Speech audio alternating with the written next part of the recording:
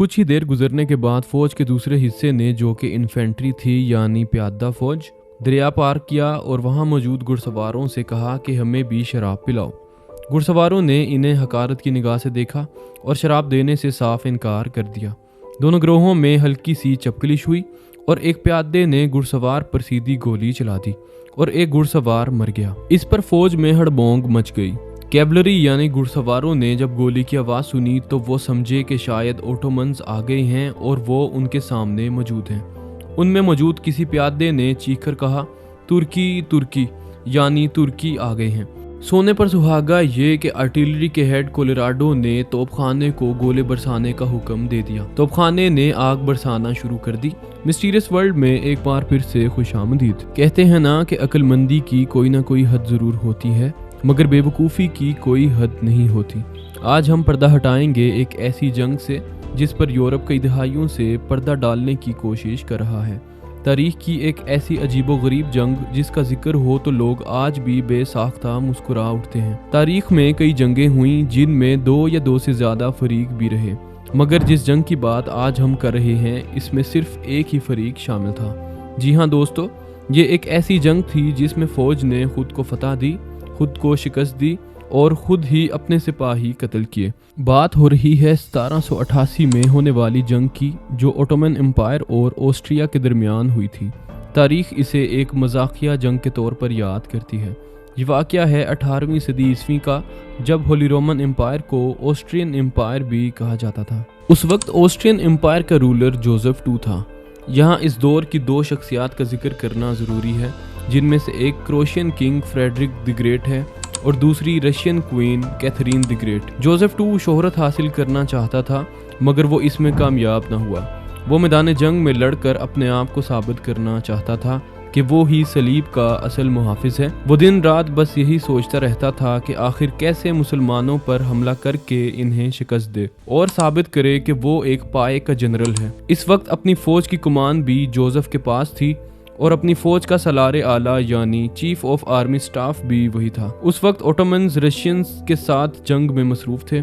Joseph मुसलमानों को Europe से बाहर निकाल फेंकना चाहता था। उसने बलगरात में अपनी फौजें इकट्ठी करना शुरू कर दी। अब वो ट्रांसिल्वेनिया पर हमला करके इसे तुर्कों से आज़ाद करवाना चाहता था। फतह का ख्वाब लिए जंग के लिए निकलने वाले जोसेफ को क्या मालूम था कि इसके साथ कुदरत अब क्या सलूक करेगी।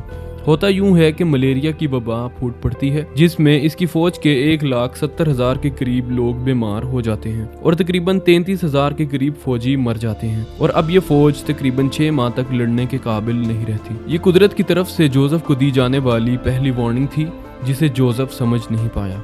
जोसेफ अपनी फौज को कूच का हुक्म देता है और दरियाए डैन्यूब और मुल्हिका इलाकों पर कब्जा कर लेता है। इसके साथ तकरीबन 1 लाख की आर्मी थी, जिनमें सर्बिया, क्रोशिया, स्लोवाकिया और इटली की फौजें शामिल थीं। ऑस्ट्रियन आर्मी जोसेफ की कमान में कैरेंसीब्स, जो कि रोमानिया का एक शहर है, इसमें क़याम करती है। इन्हें खबर मिलती है कि Ottoman army commander in chief Yusuf Pasha की सरबराही में इनकी तरफ बढ़ रही है। ये फौज टीमिश रिवर के गिर्द कैंप लगाती है और इसको 2 हिस्सों में तकसीम कर दिया जाता है। उस वक्त ओटोमन फोर्स का इर्द गिर्द कोई नामो निशान न था। कुछ ही देर गुजरने के बाद इस फौज का घुड़सवार हिस्सा दरिया उबूर करता है और दूसरी जानिब पहुंचता है। ये फौजी उधर मौजूद लोगों से शराब खरीदते हैं और शराब हासिल होने पर फौरन पीना शुरू कर देते हैं। उधर रात इतनी साफ न थी और न चांद निकला था। जोसेफ खैमे में अपनी आला क़यादत के साथ गुफ्तगू कर रहा था और ज़रूरी अहकामात दे रहा था।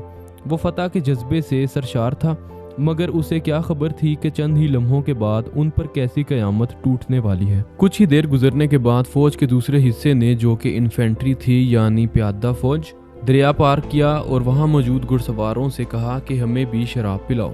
घुड़सवारों ने इन्हें हकारत की निगाह से देखा और शराब देने से साफ इनकार कर दिया। दोनों ग्रोहों में हल्की सी चपकलिश हुई और एक प्यादे ने घुड़सवार पर सीधी गोली चला दी और एक घुड़सवार मर गया। इस पर फौज में हड़बोंग मच गई। कैवलरी यानी घुड़सवारों ने जब गोली की आवाज़ सुनी तो वो समझे कि शायद ओटोमन्स आ गए हैं और वो उनके सामने मौजूद हैं। उनमें मौजूद किसी प्यादे ने चीखकर कहा, तुर्की तुर्की यानी तुर्की आ गए हैं।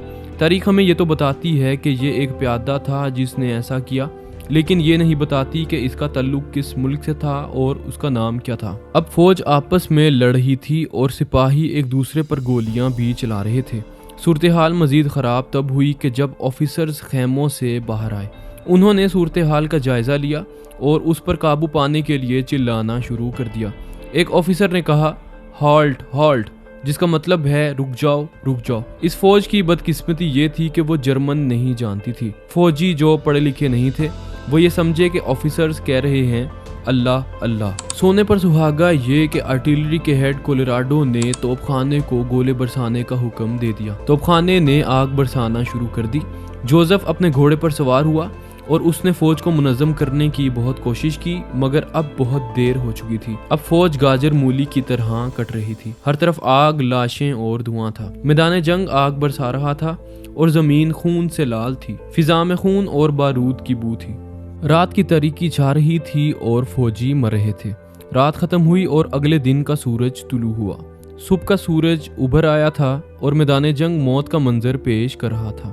اس جنگ میں آسٹرین آرمی کے تقریباً 10,000 فوجی مارے گئے تھے اور ہزاروں کی تعداد میں زخمی تھے۔ 2 دن گزرنے کے بعد اوٹومن آرمی اس جگہ پر پہنچی۔ وہ یہ جنگ بغیر لڑے ہی جیت چکے تھے، جس میں ان کا ایک بھی سپاہی نہیں لڑا تھا۔ آسٹرین آرمی کا سالار اعلیٰ اس جنگ سے بھاگ گیا تھا۔ دوستو، یہ وہ جنگ ہے جو تاریخ کی عجیب و غریب جنگ شمار کی جاتی ہے۔ یہ ایک ایسا سانحہ ہے جس پر یورپ آج بھی پردہ ڈالنے کی کوشش کر رہا ہے۔ امید ہے کہ ہماری اس ویڈیو کو آپ خوب پسند کریں گے۔ آپ سے ملاقات ہوگی ایک نئی شاندار ویڈیو میں۔